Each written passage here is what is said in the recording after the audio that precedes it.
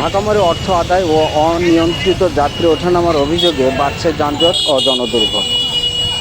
দিনাজপুরের বিরামপুর পৌর শহরের দিনাজপুর গোবিন্দগঞ্জ মহাসড়কে ঢাকা মোড়ের ফলপট্টি এলাকায় দীর্ঘদিন ধরে অনিয়ন্ত্রিতভাবে যানবাহন দাঁড় করিয়ে যাত্রী ওঠানামা করানোর অভিযোগ উঠেছে।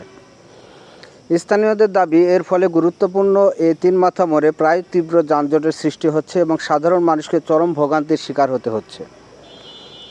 স্থানীয় বাসিন্দা, ব্যবসায়ী ও পরিবহন সংশ্লিষ্টদের সঙ্গে কথা বলে জানা যায়, মহাসড়কের পশ্চিম পাশে নিয়মিত অটোরিকশা সহ বিভিন্ন যানবাহন দাঁড় করিয়ে যাত্রী ওঠানামা করা হয়।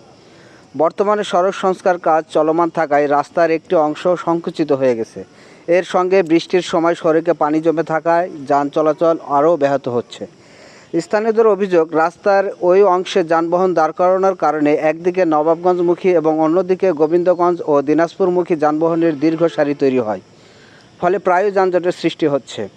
এতে পথচারীরা, বিশেষ করে শিশু, নারী ও বয়স্করা জীবনের ঝুঁকি নিয়ে রাস্তা পারাপার করতে বাধ্য হচ্ছেন। অনেককে এক হাতে শিশুর হাত এবং অন্য হাতে প্রয়োজনীয় মালামাল নিয়ে ব্যস্ত মহাসড়ক পার হতে দেখা যায়।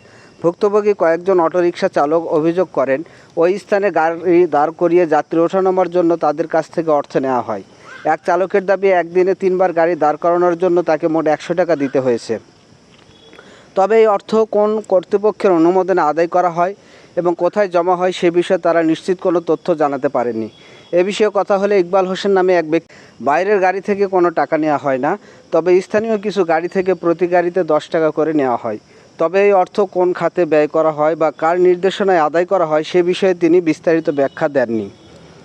মহাসড়কের গুরুত্বপূর্ণ একটি মোড় এভাবে অনিয়ন্ত্রিতভাবে যানবাহন দাঁড় করিয়ে যাত্রী ওঠানামা করানো হলে যানজট সৃষ্টি হওয়াটাই স্বাভাবিক। বিশেষ করে চলমান সড়ক সংস্কার কাজের সময় বিষয়টি আরও উদ্বেগের কারণ হয়ে দাঁড়িয়েছে। তবে ওই এলাকায় নির্ধারিত কোনো যাত্রী ওঠানামার স্থান বা স্ট্যান্ড না থাকায় অনেক ক্ষেত্রে বাধ্য হয়ে সড়কের পাশে যানবাহন দাঁড় করাতে হচ্ছে। ফলে একদিকে যানজট সৃষ্টি হচ্ছে, অন্যদিকে চালক ও যাত্রীদেরও ভোগান্তি বাড়ছে। তারা দ্রুত সময়ের মধ্যে সংশ্লিষ্ট কর্তৃপক্ষের উদ্যোগে একটি নির্ধারিত ও পরিকল্পিত স্ট্যান্ড স্থাপনের দাবি জানিয়েছেন। তাদের মতে, নির্দিষ্ট স্ট্যান্ডের ব্যবস্থা করা হলে যানজট কমবে, সড়কে শৃঙ্খলা ফিরবে এবং যাত্রীদের নিরাপদে ওঠানামার সুযোগ নিশ্চিত হবে।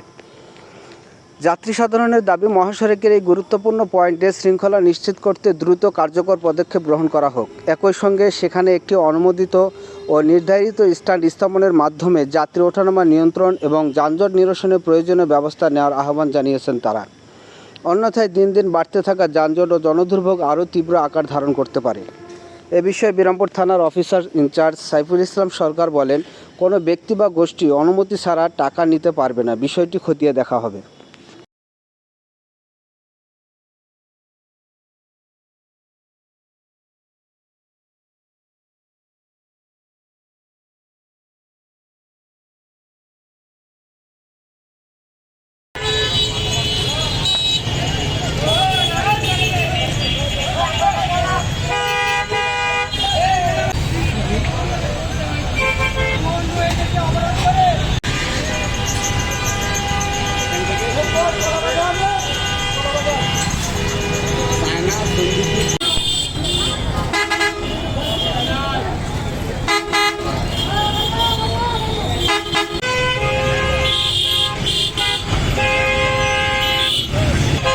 সবচেয়ে বড় কথা কি, আমার যেটা গাড়ি আছে বুঝছো, এগুলো গাড়ির কাছে আমার টাকা নেই, কিন্তু বাইরে কোনো গাড়ির লোক মনে হয় এখন আর